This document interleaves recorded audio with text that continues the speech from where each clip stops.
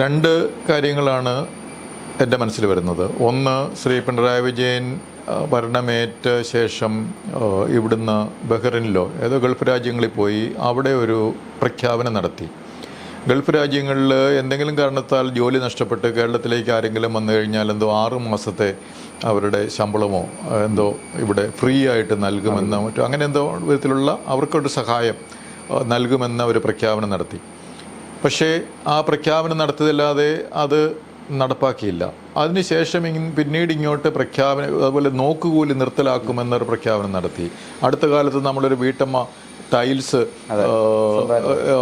ഇറക്കുന്ന ഒരു അത് അടുത്ത കാലത്ത് കണ്ടതാണ്. അപ്പം പ്രഖ്യാപനം നടത്തിയിട്ട് 5-8 കൊല്ലമായി.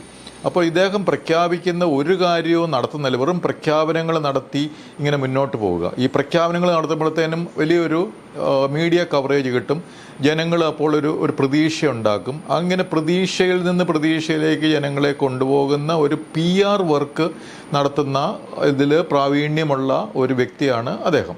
അപ്പോൾ PR വർക്കാണ് അദ്ദേഹത്തെ ഇങ്ങനെ മുന്നോട്ട് കൊണ്ടുപോകുന്നത്. നല്ല PR ഏജൻസികൾക്ക് പൈസയും കൊടുത്തിട്ട് അത് ഇവിടെയും വിദേശത്തുമൊക്കെയുള്ള PR പ്രാവീണ്യമുള്ളവർ അതിനുവേണ്ടി വർക്ക് ചെയ്യുന്നുണ്ടാവും.